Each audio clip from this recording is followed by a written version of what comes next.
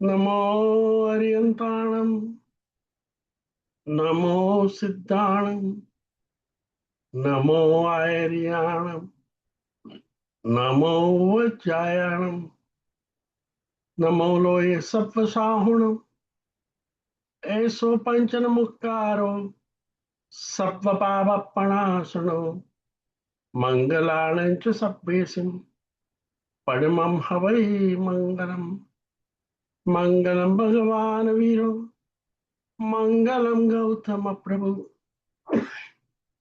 मंगलम स्थूलिभद्राद्या जैन धर्मोस्तु मंगलम अंगूठे अमृत वसे लब्धि तणा भंडार श्री गुरु गौतम समरिय मन वांछित फल दातार ओंकार बिंदु संयुक्तम नित्यं ध्यायन्ति योगिनो कामदं मोक्षदं चैव ओंकाराय नमो नमः अज्ञानां तिमिरान्धानां ज्ञानांजनं शलाकया नेत्रम् उन्मिलितं येन तस्मै श्री गुरुवे नमः. Namaskar. Today, March 17th, 2026. It is about 8:30 p.m. અને આપણે આપણો રેગ્યુલર સ્વાધ્યાયનો પ્રારંભ કરીએ છીએ. આજે આપણે વાત કરવી છે પાપીને તું પ્યાર કરી લે. અનંત ઉપકારી વિતરાગ પરમાત્મા શ્રી મહાવીર પ્રભુએ પોતે સ્થાપેલા શાસનનો જે સાર કહ્યો છે એ ભવ્ય જોને મોક્ષ પ્રાપ્તિ માટેનો માર્ગ, એની અંતર્ગત એક બહુ મહત્વની એક વાત કરી છે. અને એ વાતમાં એમને કહ્યું પાપીને તું પ્યાર કરી લે. જગતની અંદર સામૂહિક દ્રષ્ટિએ દરેક વ્યક્તિ પોતાને સજ્જન જ માને છે. દુર્જન પણ પોતે દુર્જન છે એ વાત સ્વીકારવા હરગીઝ તૈયાર થતો નથી. પરંતુ જીવનમાં જ્યારે અન્ય વ્યક્તિ કે અન્ય વસ્તુ કે અન્ય પરિસ્થિતિ જ્યારે પ્રતિકૂળ હોય છે તે સમયે જીવનો અભિગમ કયા પ્રકારનો હોય છે, પ્રતિકૂળતાના અવસરે એનું રિએક્શન કયા પ્રકારનું હોય છે, તેના આધારે જ તેની સજ્જનતાની પરીક્ષા અને એનું લેવલ ધોરણ નક્કી થાય છે. ત્રણ પ્રકારના માનવો વિવિધ પ્રકારનું રિએક્શન આપે છે, અનુકૂળતા કે પ્રતિકૂળતાના સમય. અને એના આધારે આ માનવોને આપણે ત્રણ ભાગની અંદર વહેંચી લેવામાં આવે છે. જે કનિષ્ઠ પ્રકારના માણસો છે એ જ્યારે પ્રતિકૂળતા હોય કેવા બને છે એના માટેનું એક દ્રષ્ટાંત શાસ્ત્રકારો કહેવાય છે કે કનિષ્ઠ પ્રકારનો માણસ કોને તમે કહેશો. ઇતિહાસની અંદર ક્રૂર, ભયંકર, આતંકી, હિંસક અને ઘાતકી સત્તાના લોભથી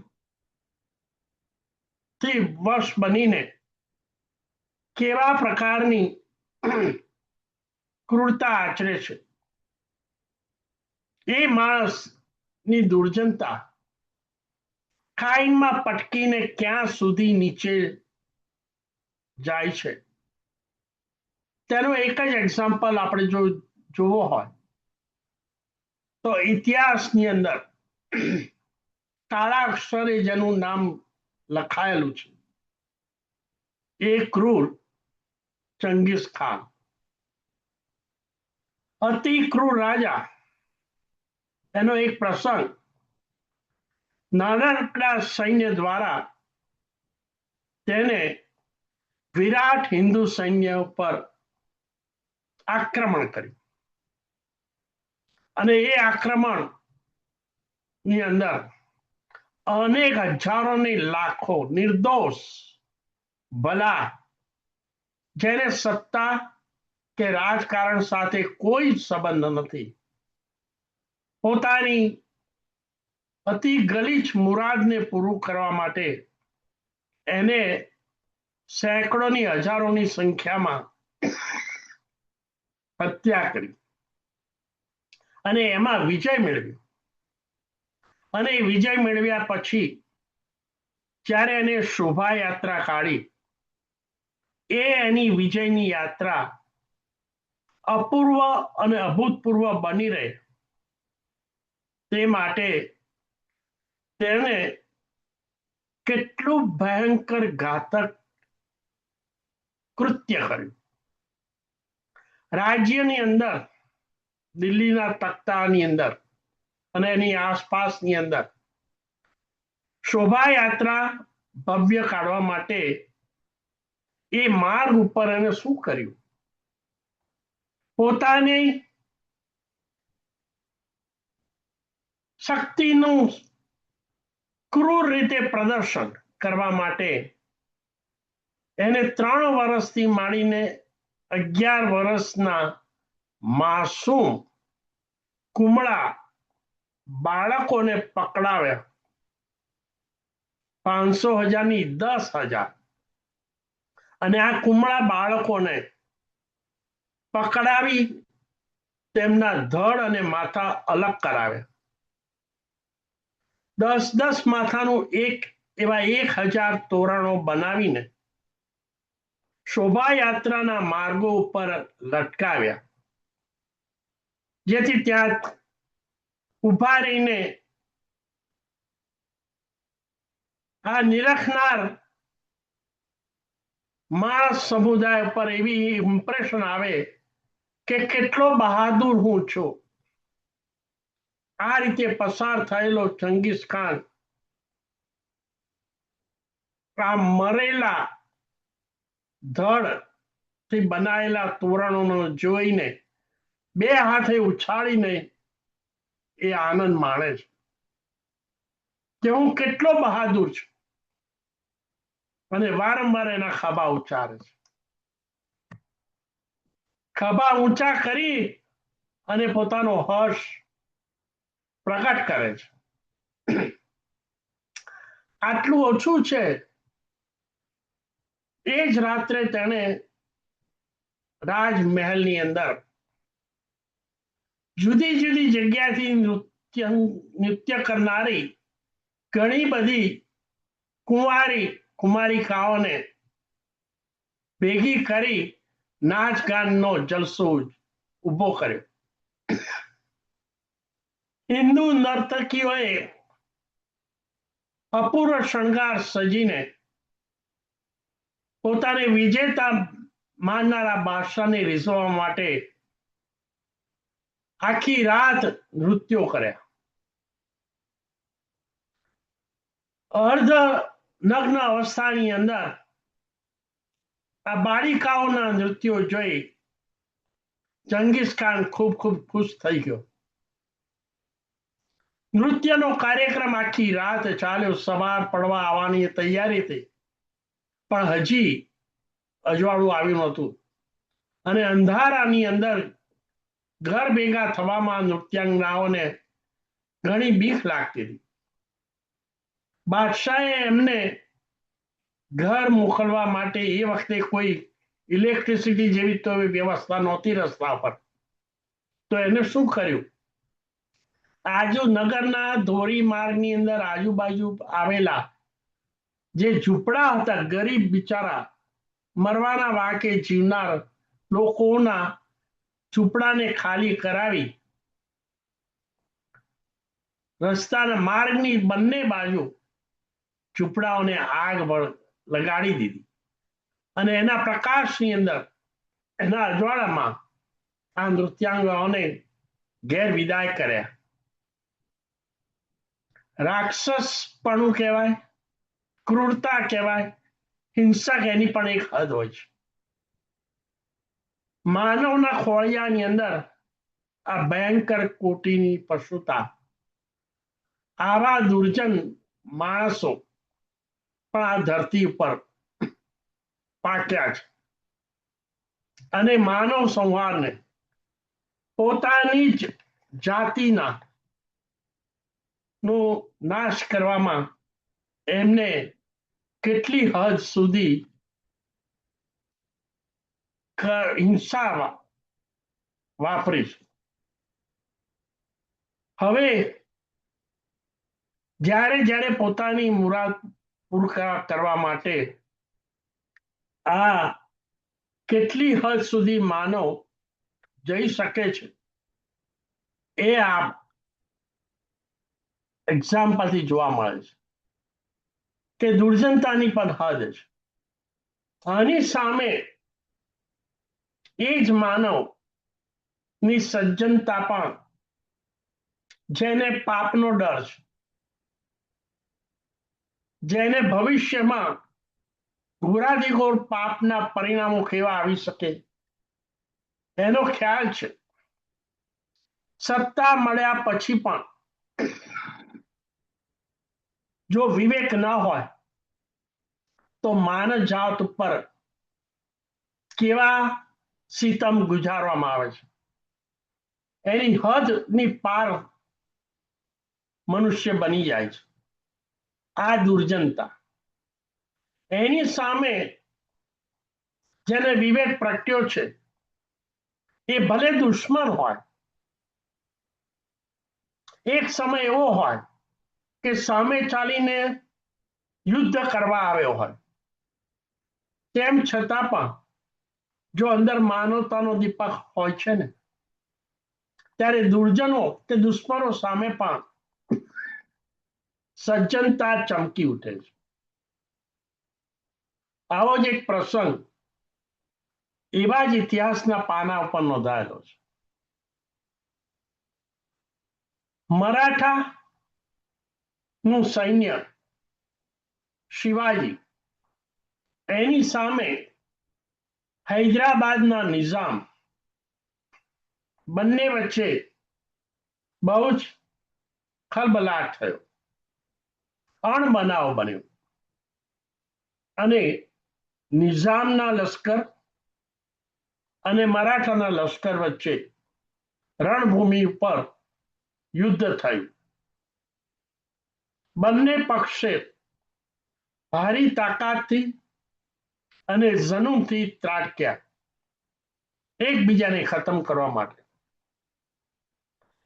મરાઠાના સૈન્ય નવાબના સૈન્યને પરાસ્ત કર્યું અને તમામ સૈનિકોને કેદી બનાવી મહારાષ્ટ્રની અંદર પૂના પાસે કિલ્લાની અંદર નિઝામના લશ્કરના તમામ સૈનિકોને કેદ કરી પૂરી દીધા. મરાઠાના લશ્કરે કિલ્લાનો ચારે બાજુથી કવર કરી ભરડો લઈ લીધો, પરંતુ કિલ્લાની અંદરના કેદ થયેલા સૈનિકોને ખાવા પીવાની વ્યવસ્થાનો પ્રશ્ન ઉભો થયો. ભૂખ્યા રહેલા નવાબના સૈનિકો બધા ત્રાસી ગયા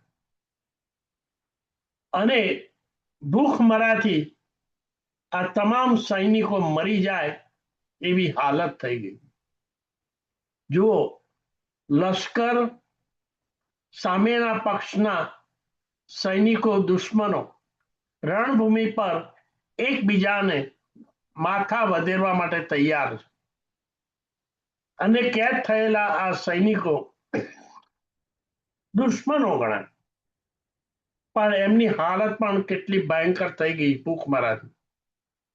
આ સમાચાર જાણીને જો કે મરાઠાના સૈનિકોને તો આનંદ આવ્યો, કારણ કે આખા દુશ્મન જ હતા, પરંતુ મરાઠાના સૈનિકના સરદાર સમા એ વખતે એ સરદાર સમા હતા બાજપાઈ પેશવા બાજીરાવ. એમને સૈનિકોની હાલત કેવી છે, કિલ્લામાં પુરાયેલા કેદીઓની પરિસ્થિતિ કેવી છે, એનો બધો સમાચાર ઇન્વેસ્ટિગેશન કરવામાં આવ્યું અને એમને જાણવા મળ્યું કે શત્રુઓ કેદીઓ બધા ભૂખ્યા મરે એવી હાલત થઈ ગઈ છે. અન્ય સૈનિકો લશ્કરોએ આ જોયું અને આનંદ માણ્યો કે દુશ્મનોની તો હાલત આવી જ થવી જોઈએ, પરંતુ જેનું હૃદય માનવ દયા અને કરુણા વાળું છે એ બાજીરાવ, એમનું હૈયું, એમનું દિલ આ શત્રુઓ ગણાતા સૈનિકોની હાલત જોઈ પીગળી ગયું અને એમને આદેશ આપ્યો કે ભલે આ કેદીઓ આપણા શત્રુ હોય, પણ એ શત્રુતા તો ક્યારે હોય, જ્યારે રણ મેદાનની અંદર લડતા હોય ત્યારે. હવે યુદ્ધ પૂરું થઈ ગયું છે, વિજય થઈ ગયો છે. વિજય થયા પછી કેદી થયેલા આ સૈનિકો એ બધા આપણા માનવો છે. હવે એ દુશ્મન તરીકે રહ્યા નથી. જીવ માત્ર પ્રત્યે કરુણા હોવી એ હિન્દુ ધર્મનો સંસ્કાર છે.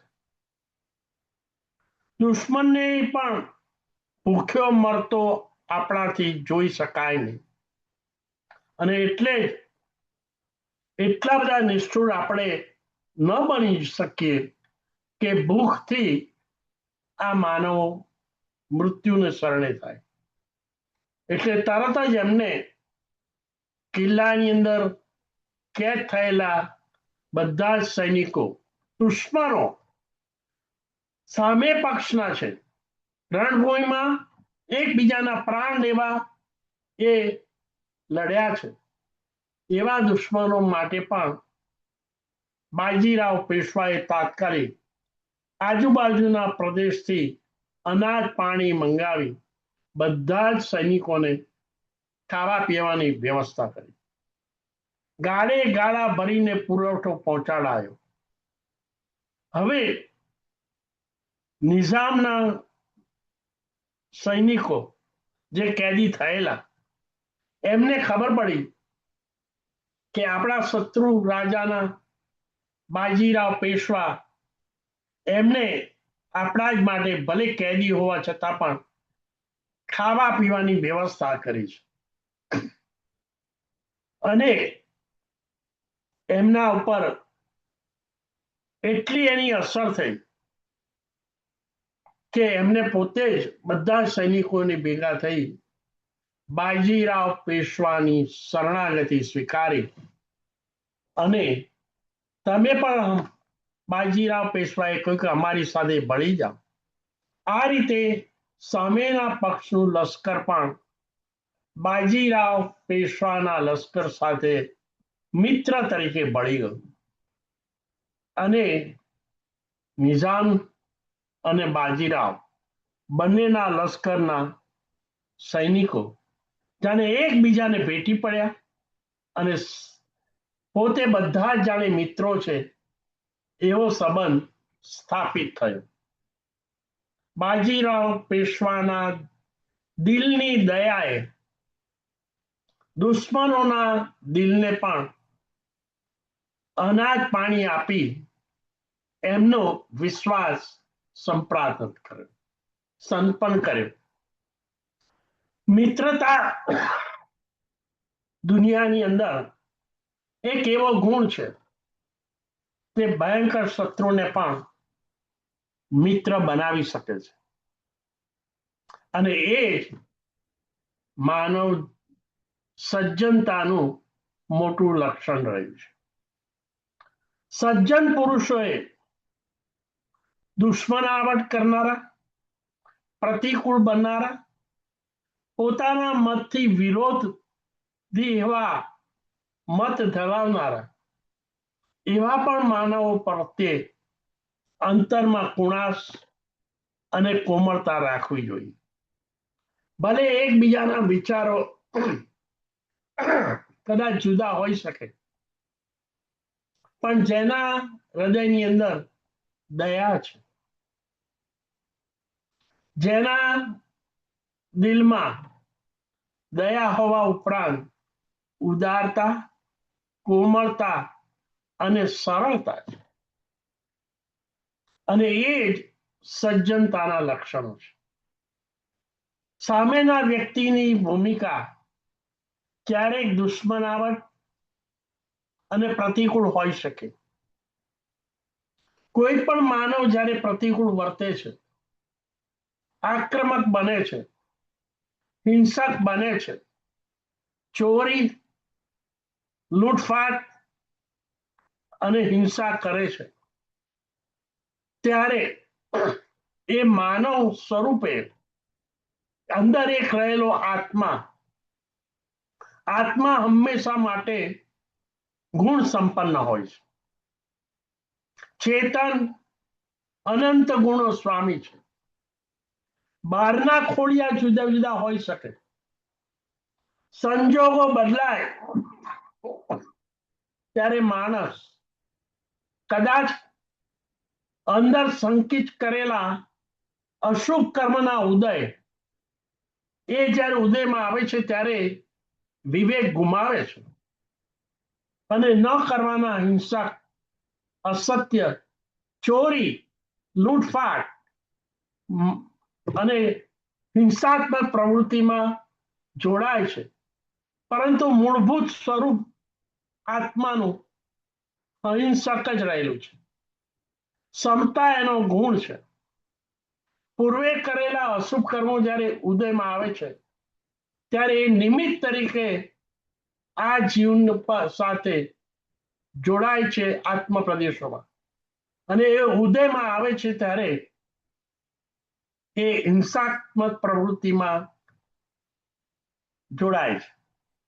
એ વખતે સજ્જન પુરુષો એ વ્યક્તિ બહારની શું પ્રવૃત્તિ કરે છે એના ઉપર નજર ન નાખતા એનો વિચાર એ જીવના આત્મ પ્રદેશો પર અત્યારના જે અશુભ કર્મો ઉદયમાં આવ્યા છે એના ઉપર નજર રાખી એ દુર્જનતા ઉપર, એ દુર્જન વ્યક્તિ ઉપર આવેશ, રોષ, જુસ્સો, ઉશ્કેરાટ કરવાને બદલે જો એની અંદર રહેલા અનંત ગુણના સ્વામી એવા આત્મા ઉપર જો નજર કરે તો એ જીવ સજ્જનતાને બહાર ઉપસાવે છે, અને જે દુર્જન તરીકે બહાર પ્રવૃત્તિ કરતો હોય એના તરફ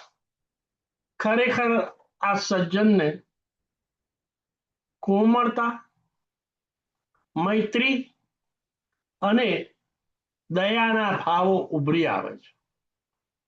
પરમાત્મા મહાવીર પ્રભાવના શાસનની અંદર એમના આખા જીવનનો જો નિચોડ આપણે વિચારીએ તો પ્રભુએ તો દુશ્મન લાગતા, પ્રતિકૂળ પ્રવૃત્તિ કરતા અનેક જીવો સામે પણ હંમેશા કરુણાના પ્રવાહ દ્વારા એમને શાંત કર્યા છે. એના ઘણા દ્રષ્ટાંતો આપણે જોઈએ, શાસ્ત્રમાં બનેલા છે, પણ એક દ્રષ્ટાંત પર આપણે ખાસ વિચારણા કરવા જેવી છે, જેમાંથી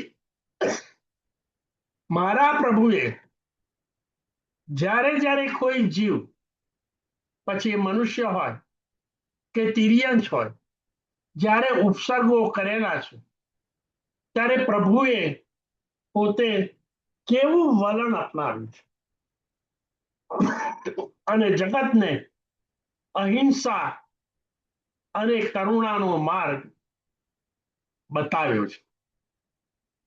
આપણને સૌને ખબર હશે કે અસ્થિગ્રામથી વિહાર કરી પ્રભુ મોરાક સન્નિવેશના ઉદ્યાન પરથી પસાર થાય છે અને એ વખતે શ્વેતાંબરી નગરી નજીક જ્યારે પ્રભુ વિહાર કરતા હોય છે ત્યારે માર્ગની અંદર ઘણા ગોવાળિયાઓ એમને મળે છે અને બે હાથ જોડીને વિનંતી કરે છે કે એ પ્રભુ એ માર્ગે તમે જશો નહીં. ત્યાં રસ્તામાં ચંડકૌશિક નામ એક દ્રષ્ટિ સર્પ છે અને એનું વિષ એટલું કાતિલ છે, એની ચક્ષુમાંથી એ વિષ અગ્નિની જ્વાળા સ્વરૂપે બહાર ફેંકાય છે અને એ અગ્નિની જ્વાળામાં એને અસંખ્ય જીવજંતુઓને મારી નાખ્યા છે.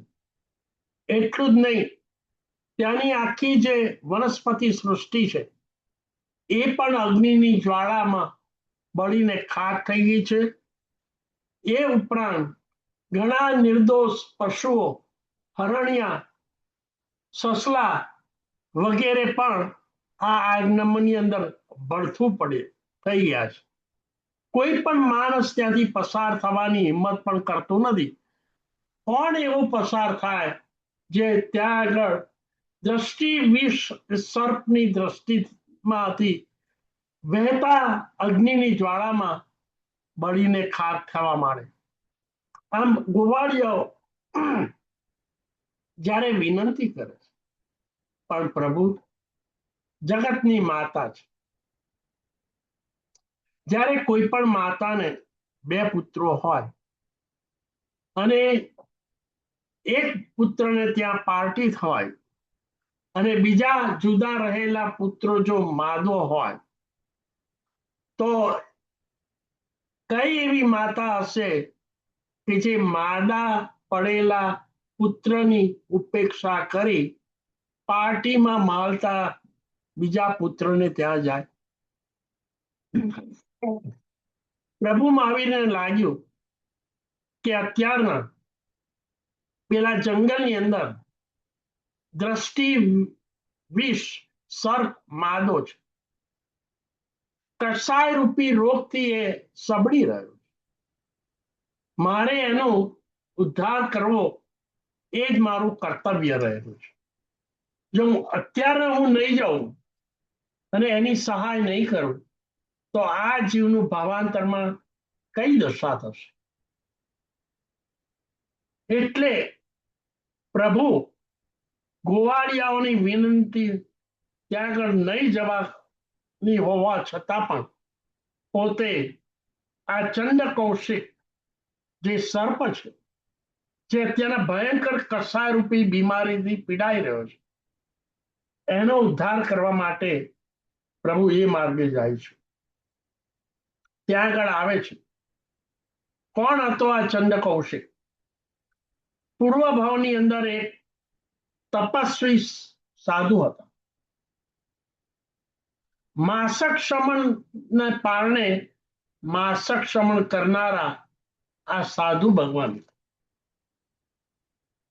એમના સમુદાયની અંદર એક નાના તાજી દીક્ષા લીધેલી એવા એક બાળ સાધુ 11-12 વર્ષના પણ હતા. એ આ 12 શિષ્ય સાથે ભિક્ષા લેવા ગયા. ચોમાસાના દિવસો હતા. માર્ગમાં ચાલતા અનેક નાની નાની દેડકીઓ એ માર્ગ ઉપર બહાર આવીને અહીંયા તઅહીંયા ફરતી હતી. એમાંથી એક નાની દેડકી આ તપસ્વી સાધુના પગ નીચે આવી. પ્રમાદના કારણે કહો કે ગમે તે કારણ કહો, અને નાની સી કોમળ શરીર વાળી આ નાની દેડકી એમના પગ નીચે આવીને કચરાઈ અને ત્યાં ને ત્યાં જ મૃત્યુ પામ્યું. આ દેવકી પગ નીચે આવી એ દ્રશ્ય પેલા 12 સાધુએ જોઈ લીધું અને એમને પણ જરા ખટકો થયો. અને ગુરુ અને શિષ્ય, તપસ્વી ગુરુ અને શિષ્ય ઉપાશ્રય આવ્યા છે. આ જે વિરાધના થયેલી એને કારણે ગુરુનું હિત ચિંતક વિચારનારા એવા શિષ્યએ પોતાના ગુરુને ગોચરી સમયે પ્રાયશ્ચિત કરી લેવા માટે વિનંતી કરી કે ગુરુદેવ, આપ ગોચરી માટે બેઠા છો, પણ પેલી દેડકી પગ નીચે આવી અને મરી ગઈ, એ વિરાધનાનું આપે પ્રાયશ્ચિત કરવું રહ્યું. એ વખતે ગુરુ ભગવંતે કહ્યું બહુ શાંત ભાવ કે હા, તારી વાત સાચી છે અને હું પછી પ્રાયશ્ચિત કરી લઈશ. સમય ગયો, પ્રમાદવશ એમને આ પ્રાયશ્ચિત કરવાની વાત વિસરાઈ ગઈ. છેલ્લે સાંજે પ્રતિક્રમણનો સમય થયો. પેલો શિષ્ય બાળ હતો. મજાક મસ્કરી અને ટીખળમાં એને આનંદ આવતો. સાથે સાથે એને ઉત્સુકતા એ રહી કે મારા ગુરુ પેલી જે દેડકી મરી ગઈ છે એનું પ્રાયશ્ચિત કરે છે કે નહીં. પ્રતિક્રમણનો ટાઈમ થયો, એને લાગ્યું કે હજી ગુરુ ભગવંતે દેડકી માટેનું પ્રાયશ્ચિત કર્યું નથી. એટલે પેલા શિષ્યએ ફરીથી એમને યાદ કરાવી. એ વખતે તપસ્વી ગુરુ ભગવંતને સહેજ જરા આક્રોશ આવી ગયો અને કહ્યું કે આ હું કરી લઈશ, તારે મને વારંવાર યાદ કરાવવાની જરૂર નથી. એ સમય પસાર થઈ ગયો અને ગુરુ પોતાના કામમાં જ પાછા વ્યસ્ત થઈ ગયા. છેલ્લે સાંજ પડી, રાત પડી, સંથારા પોરીસી કરવાનો સમય થયો.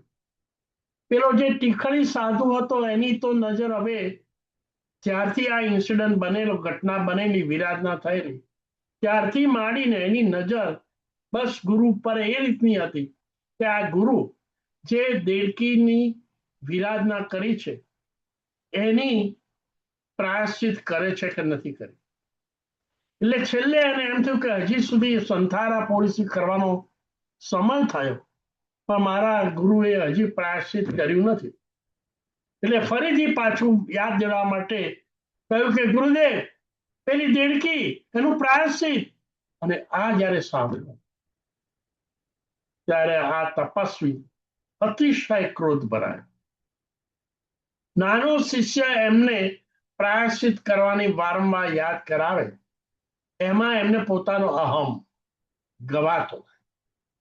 શિષ્યનો આશય ગુરુ ભગવાન કરેલી વિરાધનાનું પ્રાયશ્ચિત કરી શુદ્ધિકરણ થઈ જાય એવો હતો, પરંતુ ગુરુને એક નાનો શિષ્ય વારંવાર આ રીતે ટકોર કર્યા કરે એમાં એમનો અહમ ગવાતો લાગ્યો. અમાસની રાત હતી. રાત હતી અંધારી, કોઈ પણ ઉપાસનાની અંદર જોઈ ન શકાય. અને આ ગુરુ ઉપવાસ ઉપર ઉપવાસ કરનાર એટલે એમનું શરીર પણ એટલું નબળું અને શિથિલ થઈ ગયું. મગજની અંદર શિષ્ય પ્રત્યે એટલો બધો આવેશ આવ્યો. તપશ્ચર્યા, કાયાની શિથિલતા અને મગજ ઉપર જે આવેશ અને ક્રોધ હતો, એટલે ગુરુ ઉભા થયા તરત ત્યાં આગળ લથડાઈ ગયા. એમને શિષ્યને પ્રત્યે એટલો ક્રોધ આવ્યો કે મારવા દોડે, પણ અંધારાની અંદર દેખાય નહીં, પડી ગયા. ફરી ઉભા થવા જાય છે, માંડ ઉભા થાય છે. હજી મગજ ઉપર તો આવેશ, ક્રોધ, તપી ગયેલું મગજ, હાથમાં દંડો હતો અને મારવા દોડે છે. અંધારામાં ઉપાસનાની અંદર થાંભલો હોય છે, એ નજરની બહાર જાય છે અને થાંભલા સાથે એમનું મસ્તક અથડાય છે અને ઇમ્પેક્ટને કારણે ત્યાં જ આ તપસ્વી સાધુ લથડિયા ખાતા પડી જાય છે અને માથા ઉપર એટલી સખત ઈજા થાય છે અને ત્યાં છેલ્લે ક્ષણે જે ક્રોધ આવેશ બપોરે શરૂ કરેલો આ આવેશ રાત્રે એટલી માઝા મૂકી ગયો અને એ કાતિલ ક્રોધ આવેશ ની અંદર તપસ્વી સાધુનું મૃત્યુથી કાળજમા પામ્યા અને ત્યાંથી બીજા ભાવની અંદર એ જ્યોતિષ દેવલોકની અંદર આ સાધુ પેદા થયા. હવે ત્યાંથી આયુષ્ય પૂર્ણ કરી જંગલના એક આશ્રમમાં 500 તાપસોના સ્વામી તરીકે એમના બીજા ભાવની અંદર જન્મ થયો. 500 તાપસોના સ્વામી ના એમને પોતાનો એક આશ્રમ સ્થાપ્યો, પણ એટલો મોટો આશ્રમ અને આજુબાજુ ઉદ્યાન અને ફૂલોની વાડી હતી, પણ સ્વભાવ એમનો એટલો બધો ઉગ્ર હતો. નાની નાની ઝીણી ઝીણી બાબતમાં પોતાના બીજા બધા તાપસોની ભૂલ કાઢે, એમને ખખડાવે, એમને તતડાવે અને આવેશ કરે અને એવા ઉગ્ર સ્વભાવ વાળા હતા જે અન્ય તાપસો સહન ન કરી શકે અને ધીમે ધીમે તાપસો એમનાથી છૂટા પડવા માંડ્યા, કારણ કે એમને આશ્રમ ઉપર અતિશય મોહ હતો અને પોતાના ઉપર એટલો ગર્વ અને અહંકાર હતો. પાછળ જે ફૂલની વાડી હતી એમની પણ એ રખેવાળ કરતા હતા અને કોઈ પણ જો એમાં ઘૂસી જાય તો એના ઉપર આક્રોશ કરતા. હવે બન્યું એવું, એક દિવસ કેટલાક રાજકુમારો રમતા રમતા ત્યાં આગળ આવ્યા અને પેલી ફળની જે વાડી હતી એમાં ઘૂસીને ફળ તોડવા માંડ્યા. આ જોતા જ આ તાપસ જેનું નામ કૌશિક હતું એટલા બધા કોપાયમાન થઈ ગયા કે અમારી વાડી, એની અંદર આ કોણ ઘૂસી ગયું છે? મારી વાડી, મારો આશ્રમ, આ મારું. એના ઉપર એમનું જે મમત્વ, અહંકાર તો હતો, પાછો ક્રોધ હતો અને આ મમત્વ. અને પેલા રાજકુમારો જ્યારે તોડવા અંદર બેઠા એ જોતા જ એમનું પાછું મગજનું બોઇલર ફૂટ્યું અને આશ્રમમાં એટલા બધા ક્રોધ ભરાયા, હાથમાં કુવાડું લઈ અને રાજકુમારોને મારવા દોડે. ક્રોધનો આવેશ હતો અને એ ક્રોધાવેશમાં પોતે શું કરે છે, ક્યાં આગળ છે, શું કરવા જઈ રહ્યા છે, શેના માટે જઈ રહ્યા છે, આ બધો વિવેક ગુમાવી દીધો. કુહાડી લઈ પેલા રાજકુમારને મારવા દોડ્યા. ત્યારે આવેશમાં હોય છે ને માણસ, ત્યારે એક પ્રકારનો અંધાપો આવે છે. પોતે ક્યાં છે, શું કરે છે, એનો વિવેક નષ્ટ થઈ જાય, બુદ્ધિ ભ્રષ્ટ થઈ જાય. એવામાં દોડતા દોડતા દોડતા હતા રાજકુમારોને મારવા. એમાં એક ખાડો આવ્યો, ખાડાનું પણ ભાન ન રહ્યું, પગ પડ્યો અને પડી ગયા અને પેલે જો હાથ જે કુહાડો હતો એની ધાર માથા ઉપર વાગી અને પોપરી ફાટી ગઈ અને ત્યાં જ કૌશિક તાપસ મૃત્યુ પામ્યા.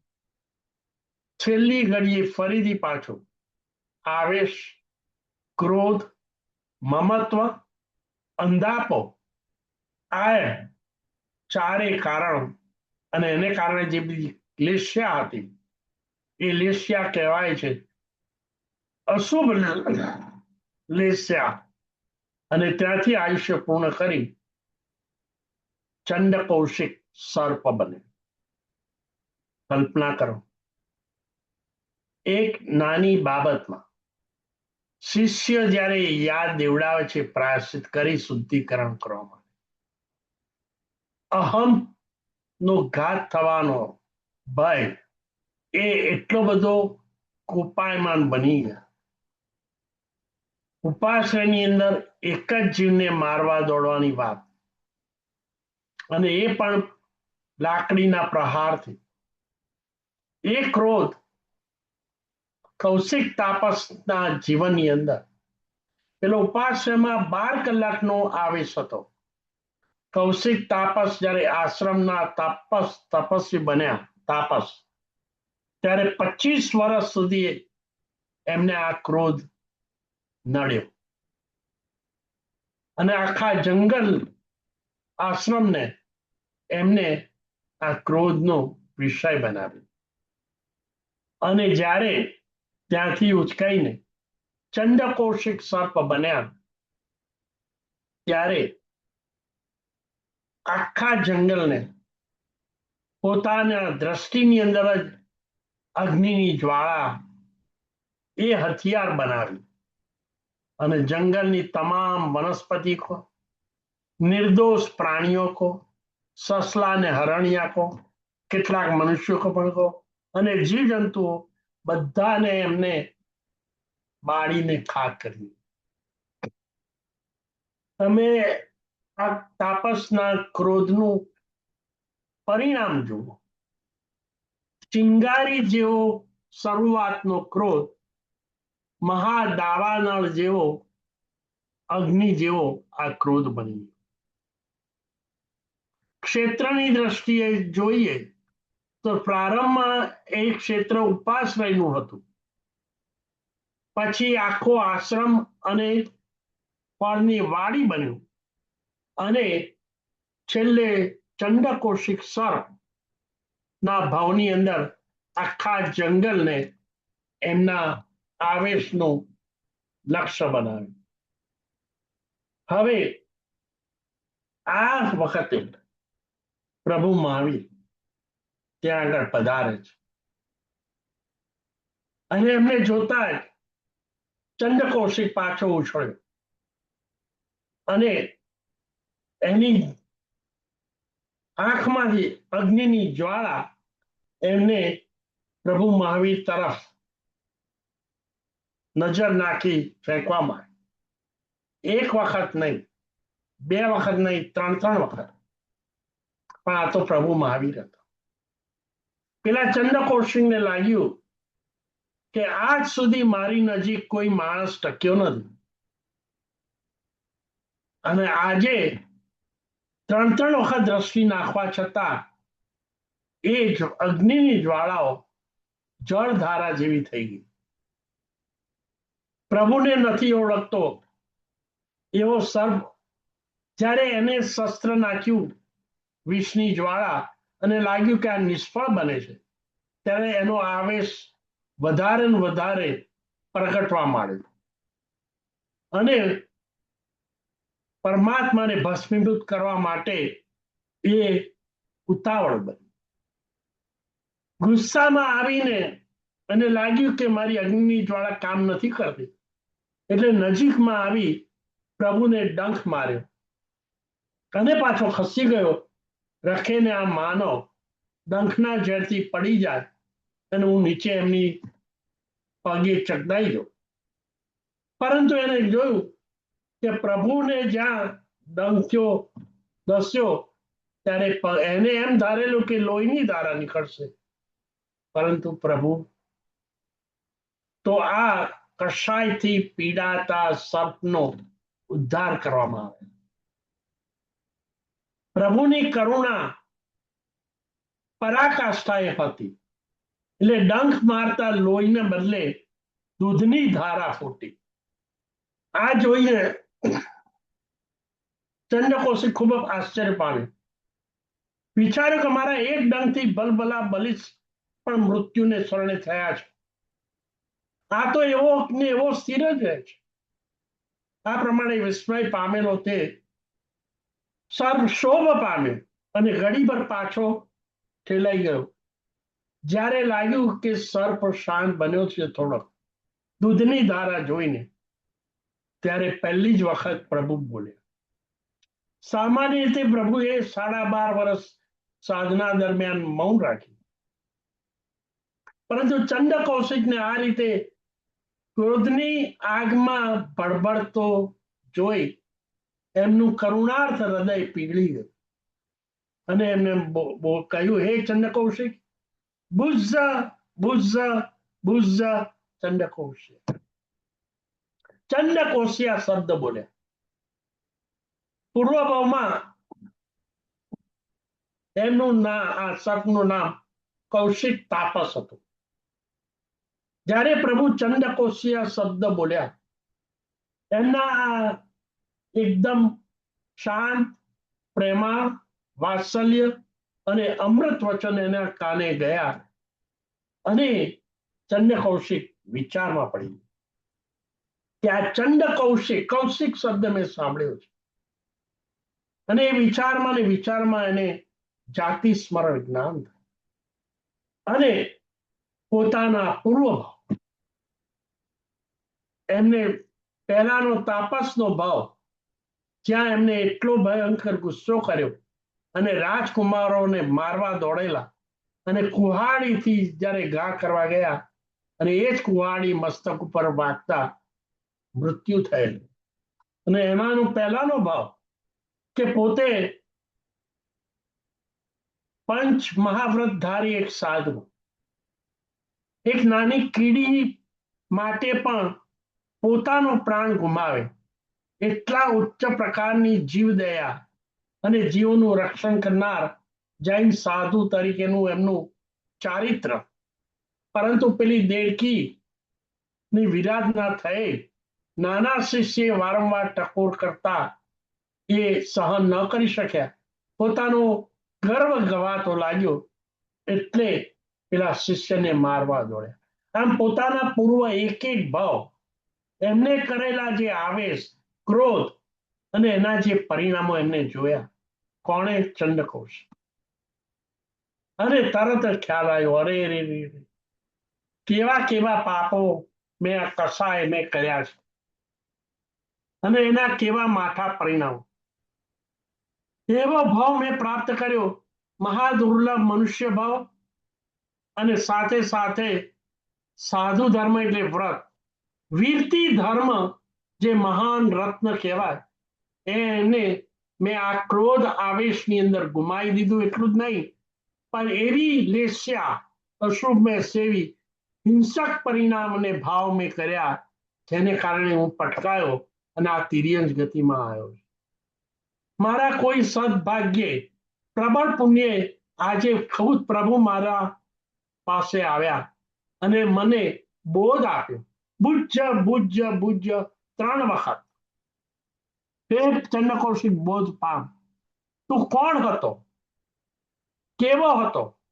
કેટલી તારી અહિંસા માટે સટકાય જીવોની અહિંસા, એક ઇન્દ્રિય, 2 ઇન્દ્રિય, 3 ઇન્દ્રિય, 4 ઇન્દ્રિય, 25 ઇન્દ્રિય, આ સ્થાવર જીવ અને 3 કાય 6 સટકાય જીવો પ્રત્યે જીવદયા, અનુકંપા અને એમની રક્ષા કરનારો એવો સાધુપણું તે અનેક વર્ષ સુધી, અને સાથે સાથે માસક સમયની તપસ્યા સાથે તે ચારિત્ર ધર્મ સ્વીકારેલો. જ્ઞાની, તપસ્વી, ધ્યાની, સંયમી, ત્યાગી, એવું તારું અદ્ભુત શુદ્ધ જીવન હતું. એ બધું જીવન તે હારી ગયું હતું કેવળ માત્ર એક નાના શિષ્યને જે તમને પ્રાયશ્ચિત કરવાનું સૂચન કર્યું. એમાં તમારો જે આવેશ, ગર્વ તમે ગવાતો જોયો અને આવેશ આવ્યો, અને એના પરિણામો શું આવ્યા? રાય જેટલો ગુસ્સો શરૂઆતમાં થયો, જેમ જેમ ભાવો આગળ ગયા અને એ કરેલા કસાયનું પ્રાયશ્ચિત ન કર્યું તો રાઈ જેટલો પણ ક્રોધ આજે ભયંકર જ્વાળા જેવો બની.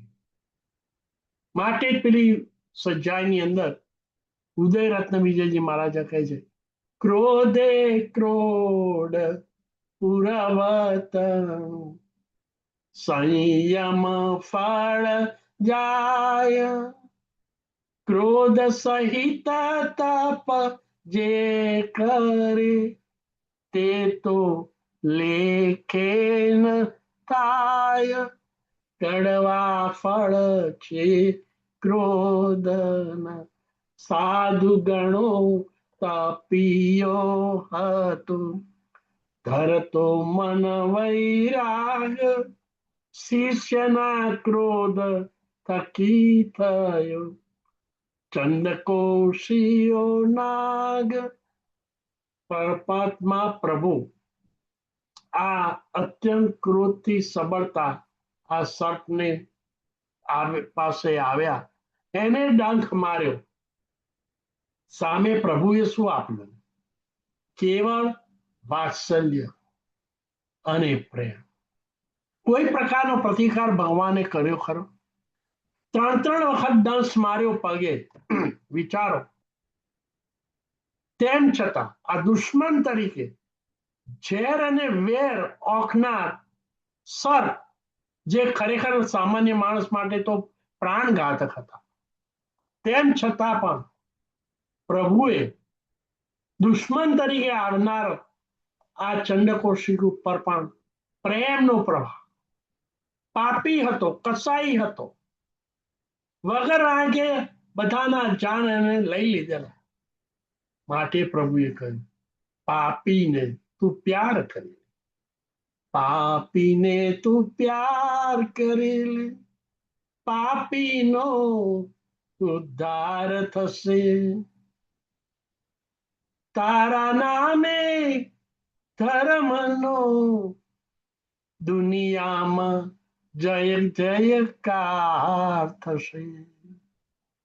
આ પ્રભુએ ચંદ્રકૌશિક તરફ જે વરસાવેલી કરુણા, પ્રેમ અને ચંદ્રકૌશિકને શાંત કરી.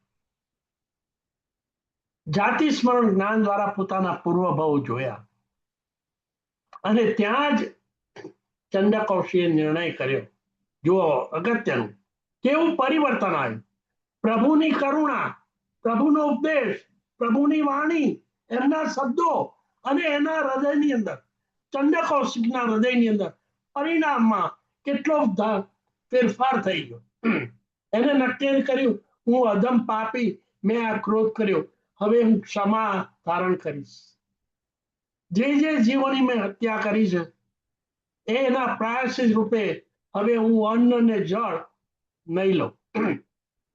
એટલું જ નહીં, મારી આંખોમાંથી, દ્રષ્ટિમાંથી ઝેર અને આગ નીકળે છે, હવે હું મારી દ્રષ્ટિ મારા દરની અંદર રાખીશ, જેથી મારું મુખડું અંદર રહેશે, મારી પૂંછડી બહાર રહેશે. એટલે આ દ્રષ્ટિ હવે કોઈ પણ જીવ પર પડશે નહીં.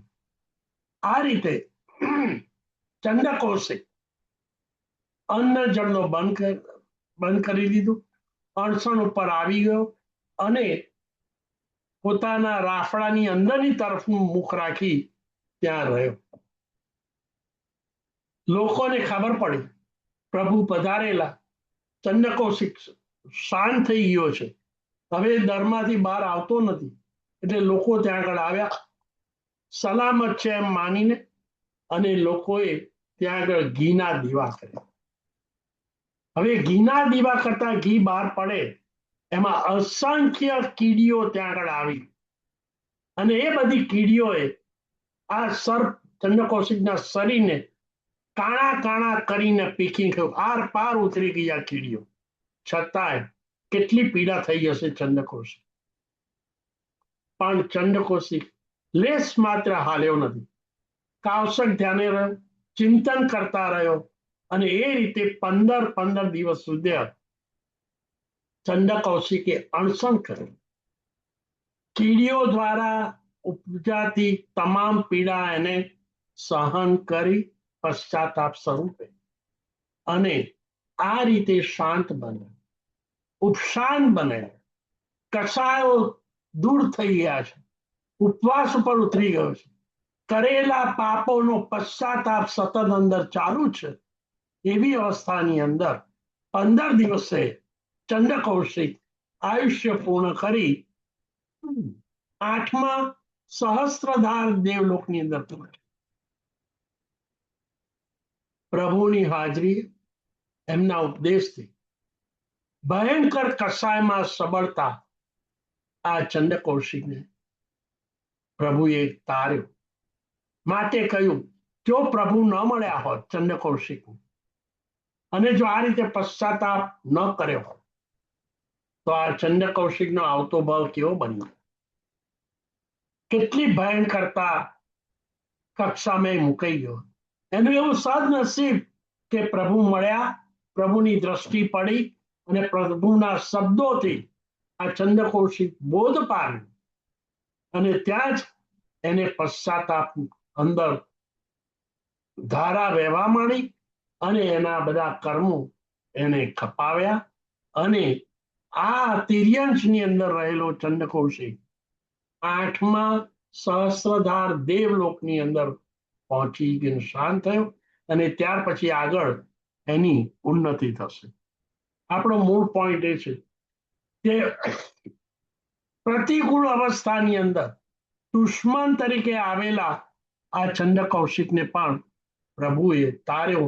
એમાં જે શસ્ત્ર, જે બળ હતું એ પ્રભુનો પ્રેમ, પ્રભુનો કરુણા અને વાત્સલ્ય. એ વાત્સલ્યનો ધોધ ચંદ્રકૌશિક ઉપર એવો અપનાવ્યો કે એ જીવનું કલ્યાણ થયું. માટે જ પ્રભુ કહે છે આ પ્રસંગ ઉપર, પાપીને સામાન્ય રીતે કોઈ વ્યક્તિ આપણા જીવનમાં પ્રતિકૂળ બને છે. આપણા ભૌતિક અને આધ્યાત્મિક પ્રગતિમાં જો કોઈ અંતરાયો નાખે તો આપણે એના ઉપર ધિક્કાર, તિરસ્કાર અને ઘૃણાનો ભાવ કરીને વધારે કર્મ કોણ બાંધે? પેલો પ્રતિકૂળતા આપનારો જીવ બાંધે કે આ રીતે ધિક્કાર ને તિરસ્કાર કરનારો જીવ? સજ્જન કોણ અને દુર્જન કોણ? દુર્જન તો એના કર્મોના ઉદયને કારણે દુર્જનતા બતાવ્યા કરે, પણ જે પોતે સ્વસ્થ હોય, સજ્જન હોય, ગુણોનો રાગી હોય, જેને આત્માનું કલ્યાણ કરવું હોય, એ કોઈ પણ વ્યક્તિ પ્રત્યે પછી એ ગમે તેટલી પ્રતિકૂળતા આપતો હોય એ એના કર્મો બંધાશે. આપણે અત્યારના પ્રતિકૂળતા આવે છે કારણ આપણા હૃદય, આપણા અંતર ઉપર, આપણા હૃદય આત્મા ઉપર એવા કર્મો આપણે પૂર્વે બાંધેલા છે, એનો ઉદય આવે છે. પેલો જે પ્રતિકાર આપની વ્યક્તિ તો માત્ર નિમિત્ત છે, પણ ખરેખર મુખ્ય કારણ મારા જીવનમાં પીડા, દુઃખ, કોઈ અપમાન કરે, કોઈ ગાલી પ્રદાન કરે, કોઈ અન્ય રીતે આપણની કદર ના કરે, એ એટલા માટે કરે છે કે આપણે પૂર્વે કરેલા કર્મો, અશુભ કર્મોના ઉદય છે. માટે આ રીતે આત્મજ્ઞાન મેળવી, ક્ષમતા રાખી આપણે કોઈ પણ પ્રત્યે પ્રતિકૂળતા આપતો હોય તો પણ એના પ્રત્યે નફરત નહીં, ધિક્કાર નહીં, ઘૃણા નહીં અને માત્ર દયા, મૈત્રી, પ્રમોદ, કારુણ્ય અને માધ્યસ્થ. પ્રભુએ બતાવેલો આ ધર્મનો માર્ગ કયો? મૈત્રી, પ્રમોદ, કારુણ્ય અને માધ્યસ્થ. કોઈ આપણી ઉપેક્ષા કરે તો મધ્યસ્થ રાખવાનું, કસાય કરવાનો નહીં, ધિક્કાર કરવાનો નહીં, તિરસ્કાર કરવાનો નહીં, સહન શક્તિ કેળવવાની કે જેથી કર્મો બાંધેલા છે એનું ગુણાકાર ના થાય, મલ્ટિપ્લિકેશન ના થાય અને ક્ષમતાથી આપણે સહન કરીએ તો ઉદયમાં આવેલા અને અંદર ચોંટેલા બધા કર્મો આપણા સાફ થઈ જાય. પેલી જે વ્યક્તિ પ્રતિકૂળતા આપવા આવે છે એ આપણા હૃદયને ક્ષમતા ભાવ રાખી સાફ કરવા આવે છે. અંદર રહેલો કચરો આપણો સાફ થતો જાય છે એવો વિચાર કરવાનો કે જેથી પ્રતિકૂળતા આપનાર ઉપર આપણને લેશ માત્ર ધિક્કાર ના થાય અને કર્મના મલ્ટિપ્લિકેશન થાય નહીં અને સંચિત કરેલા કર્મો આ રીતે ક્ષમતા ભાવે સહન કરતા કરતા ખતમ થઈ જાય, નિર્જલિત થઈ જાય, આત્મા શુદ્ધ થાય, આત્માની શુભ ગતિ થાય, સદગતિ થાય અને પરંપરાએ આ ક્ષમતાના ભાવે આપણે પણ મોક્ષ સુખના ભાગીદાર બનીએ. બસ આજના સ્વાધ્યાયનો સાર છે, પાપીને તું પ્યાર કરી લે, પાપીને તું પ્યાર કરી લે. બસ ધર્મનો જે કાર થાય એ જ આજનો સંદેશ છે. ખૂબ જ એકાગ્રતાપૂર્વક સાંભળવા બદલ આપ સૌની ખૂબ ખૂબ અનુમોદના, પ્રશંસા. વચ્ચે થોડીક ખાંસીને કારણે ઇન્ટરપ્શન થયું હોય તો મિચ્છામિ દુક્કડમ. પ્રણામ. અહીં આગળ સ્વાધ્યાયના અંગે આપણે વિરામ લઈએ છીએ. કોઈ પ્રશ્ન હોય કિરણભાઈ તો I be very happy to answer. હા, કોઈને પ્રશ્ન પૂછવો હોય તો હાથ ઉપર કરી શકે, હેન્ડ રેઝ, અને નહીં તો લખીને મોકલે, કાં તો આપણે બધાને અનમ્યુટ કરશું થોડી વારમાં. તો કોઈને પ્રશ્ન પૂછવો હોય તો અત્યારે ચેટમાં. ઇન્ટ્રોડ્યુસ કરે અને પ્રશ્ન પૂછે. હા હા, તમારું નામ ને ઇન્ટ્રોડક્શન, એટલે જે બી ચેટમાં લખો, નામ ને ટાઉન કે જે બી તમારે. અને કોઈને ન હોય તો હું બધાને અનમ્યુટ કરવાની ટ્રાય કરું. તો હવે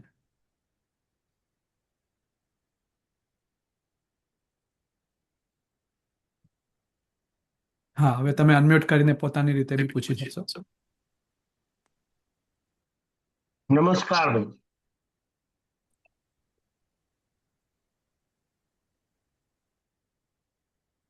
નમસ્કાર, પ્રણામ. સાતામાં ભાઈ? મજામાં. તમે સાતામાં છો? બધાની કૃપા. ફરમાવો. નહીં, ખાસ ક્વેશ્ચન નથી, જસ્ટ નમસ્કાર માટે જ. થેન્ક યુ, ખૂબ ખૂબ અનુમોદના. મલ્ટિપ્લિકેશન ના થાય અને સમતા એ મોટામાં મોટું તપ છે. રાઈટ, બરાબર. બીજા કોઈ પ્રશ્ન કોઈ હાજર હોય? Introduce yourself.